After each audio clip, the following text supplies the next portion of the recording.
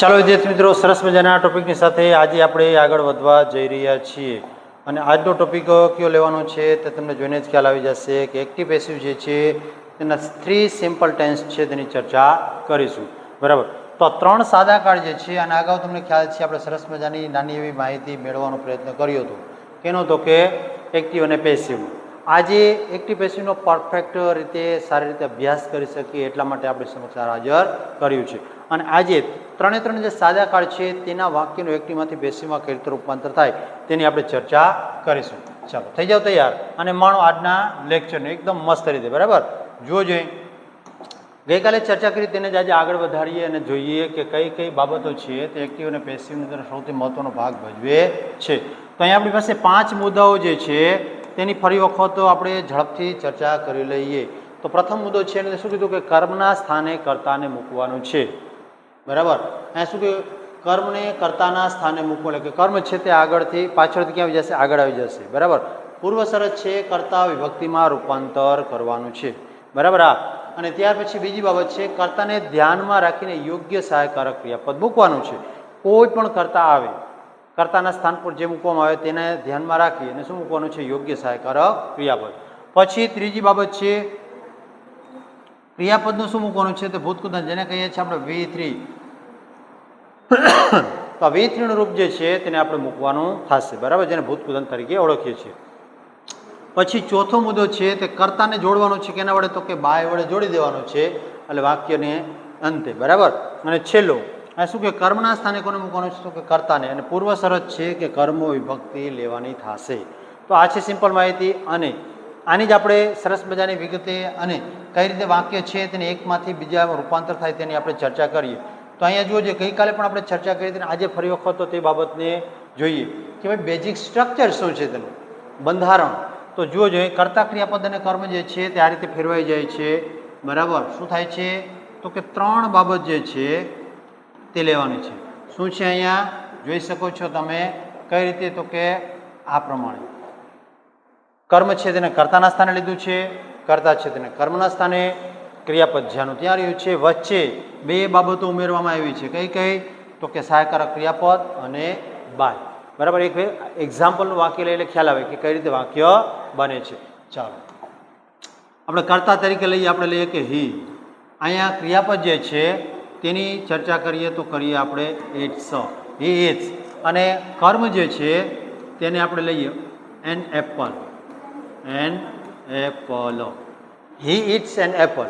હવે અહીંયા જુઓ જોઈએ તમે તો કે આ કર્તા છે, આ ક્રિયાપદ છે અને આ કર્મ છે. તો આ ત્રણેય બાબત છે તેને ઇન્ટરચેન્જ કરવાનું. અહીંથી આ બાજુ આવવા દેવાનું છે અને આ સાઈડ જવા દેવાનું છે ને આને અહીંયા નીચે ઉતાર લેવાનું છે. તો એન એપલ છે તે આગળ આવે એન એપલ. બરાબર, અને હવે ઇટ્સ છે તેનું ભૂતકૃદંત રૂપ શું થાય? V3. તો આપણે કહીએ ઇટન. બરાબર, ઇટન. અને આ કર્મ છે એટલે કે કર્તા છે ને કર્મના સ્થાને લઈ જઈએ તો હીનું શું થઈ જશે? હીમો. હવે જુઓ જોઈએ મિત્રો, આ 2 બાબત છે તે મૂકવાની બાકી રહી ગઈ છે. હવે અહીંયા શું કરવાનું છે? તો કે કાળને ધ્યાનમાં રાખીને કર્તાને ધ્યાનમાં, બંને બાબતને ધ્યાનમાં રાખી અને શું કરવાનું છે? તો કે આ સહાયકારક ક્રિયાપદ મૂકવાનું થશે. તો જુઓ જોઈએ એન એપલ. તો એન એપલ છે તો આપણે શું મૂકશું? ઇઝ. સાદું વર્તમાન કાળ છે એટલે. અને અહીંયા તો કોઈ પણ પ્રકારની ચર્ચા કર્યા વગર બાયનું બાય રાખી દેવાનું થશે. બરાબર, તો આ બાબત જે છે તેને યાદ રાખશું અને દરેક કાળની અંદર આ વાક્ય જે છે તે રીતે રૂપાંતર કર્યું છે તે જ પ્રમાણે રૂપાંતર કરવાનું થાય છે. બરાબર, સૌથી મહત્વની બાબત આ કઈ રીતે મૂકવું તે છે અને આ ક્રિયાપદ છે તેનું ભૂતકૃદંત રૂપ લેવું તે. બરાબર, તો આ બંને બાબતને યાદ રાખીએ અને આજે આપણે આપણા કાર્યની અંદર આગળ વધીએ અને જોઈએ. તો શું કીધું છે અહીંયા?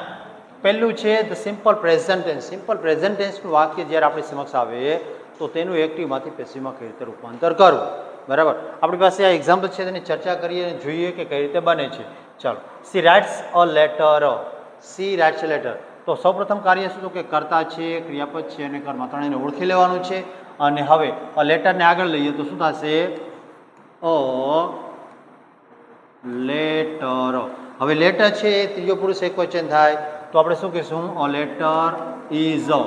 અને રાઇટ છે, રાઇટ્સ, તેનું ભૂતકૃદંત શું થાય છે? તો કે રિટર્ન. બરાબર, રિટર્ન.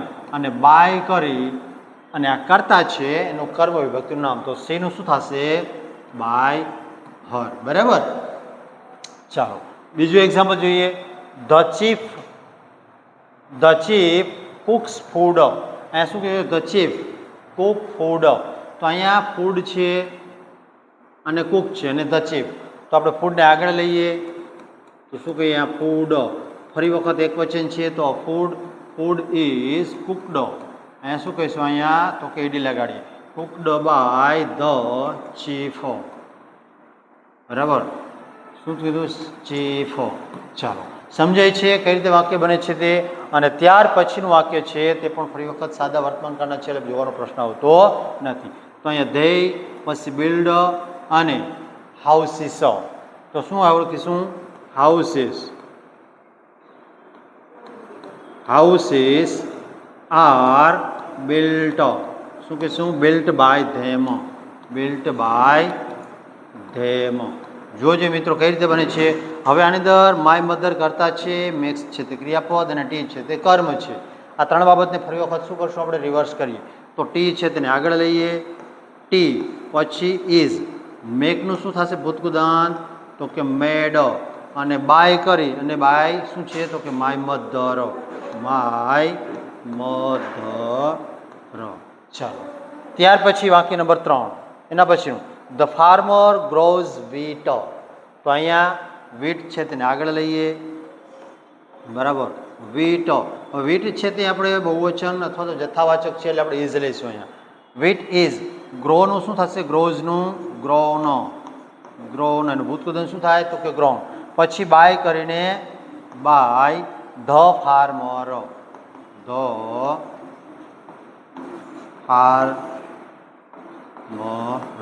બરાબર. જોજો મિત્રો કઈ રીતે આ સાદા વર્તમાન કાળના વાક્ય છે તે એક્ટિવમાંથી પેસિવમાં રૂપાંતર થાય છે. એકદમ સિમ્પલ છે અને બધા યાદ રહી જવા છે. આ જ પ્રકારના વાક્ય છે તમારી જાતે બનાવવાનો પ્રયત્ન કરો જેથી કરીને તમને ખ્યાલ આવે કે ભાઈ કઈ જગ્યાએ આપણે સમસ્યા થાય છે. અને હવે આપણે લઈએ સિમ્પલ પાસ્ટ ટેન્સ. તો સિમ્પલ પાસ્ટ ટેન્સની ચર્ચા કરીએ તો એમાં શું હોય છે? તો કે તેની અંદર એક ખાસ યાદ રાખવાનું છે કે જે સહાયકારક ક્રિયાપદ તરીકે આવે છે તે શું આવશે? તો કે વોઝ અથવા વર. બરાબર. ત્રીજો પુરુષ, પહેલો પુરુષ અને ત્રીજો પુરુષ એક વચન હોય ત્યારે શું આવે? તો કે વોઝ આવે. બાકીના બધા કર્તાની સાથે શું આવશે? વર. તો એક્ઝામ્પલ જોઈએ એટલે ખ્યાલ આવે. પ્રથમ એક્ઝામ્પલ છે સી બોટ અ બાયસિકલ. તો અહીંયા કર્તા ક્રિયાપદ અને કર્મ છે. અ બાયસિકલ છે તે આગળ આવે. A bicycle. એક વચન છે તો ઇઝ. જોજો હમણાં આપણે સાદો વર્તમાનકાળ કર્યો એટલે ઇઝ આવી ગયું. પણ ધ્યાનમાં રાખવાનું છે આ વાક્ય છે સાદા ભૂતકાળ તો ઇઝ આવે નહીં. તો શું આવશે અહીંયા? વોઝ. A bicycle was. અને બોટ જે છે તેનું ભૂતકૃદંત પણ શું થશે? બોટ જ થશે. બોટ બાય સીનું શું થશે? તો કે હર. બરાબર. મિત્રો જોઈ લ્યો કઈ રીતે વાક્ય બને છે. સરસ મજાની રીતે સમજતા જાઓ અને વાક્ય છે તેને માણતા જાઓ. હવે the police caught the thief. તો અહીંયા ધ થીફ છે તે આગળ આવે. ફરી વખત ધ થીફ વોઝ. શું કહીશું? Was. Caught by the police.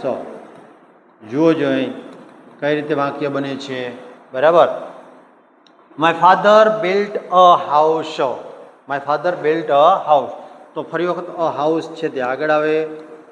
A house પછી શું થશે? વોઝ.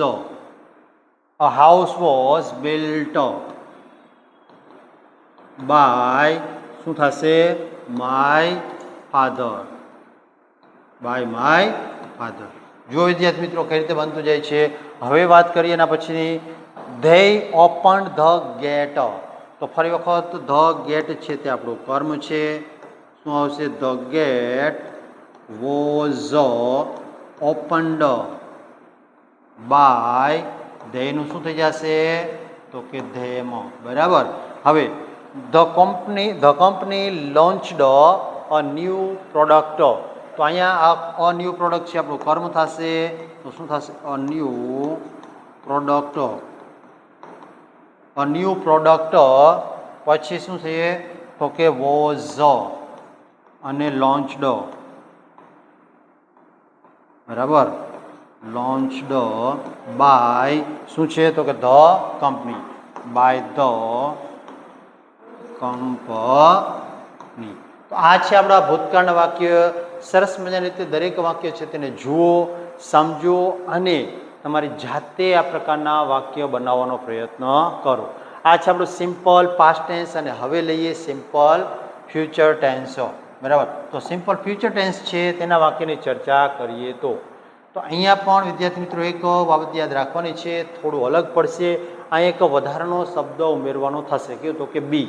બરાબર. જોઈ લઈએ આપણે. તો આ કર્તા છે, આ ક્રિયાપદ છે અને આ છે કર્મ. તો એન ઈમેલ. હવે અહીંયા ઓલરેડી શું છે તો કે સહાયકારક ક્રિયાપદ તો હાજર જ છે. આગળના બે કાર્ડમાં આપણે જોયું કે બંને કાર્ડની અંદર સહાયકારક ક્રિયાપદ નહોતું, એટલે તેને શું કર્યું? આપણે બહારથી લાવીને ઉમેરતા હતા. હવે અહીંયા ઓલરેડી હાજર છે તો ભૂતકૃદંતને દર્શાવવા માટે શું દર્શાવવું પડશે? તો કે વધારાનો શબ્દ ઉમેરવો પડે, બી. બરાબર. તો શું આવશે? An email will be. અને હવે અહીંયા શું થશે? સેન્ટ બાય શું આવશે? શેનું થશે? હર. બરાબર. તો અહીંયા એક ખાસ નોંધવાનું છે, વધારાનો શબ્દ કયો ઉમેરવો પડે છે? તો કે બી. બરાબર. ચાલો પછી they will organize the event. તો અહીંયા ફરી વખત શું થશે? the event. પછી શું આવશે? will be. the event will be organized by કોના દ્વારા છે? તો કે they કીધું છે તો theyનું શું થઈ જશે? them.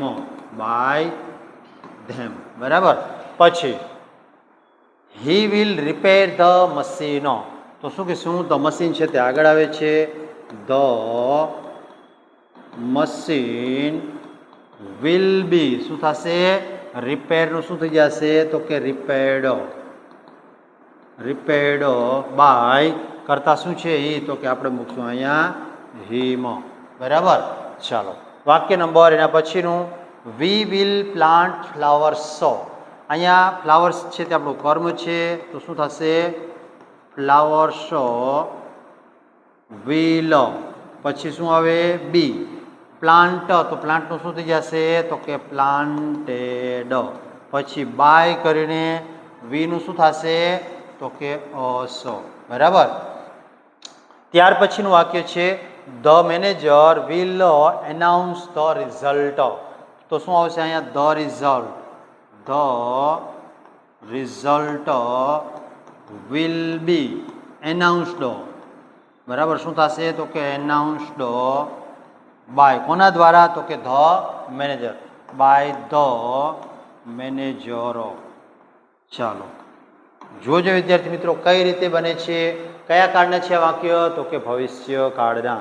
સાદા ભવિષ્ય કાળનું વાક્ય જ્યારે પણ તમારી સમક્ષ આવે તો આ એકદમ સિમ્પલ સરળતાથી વાક્ય બની જાય છે.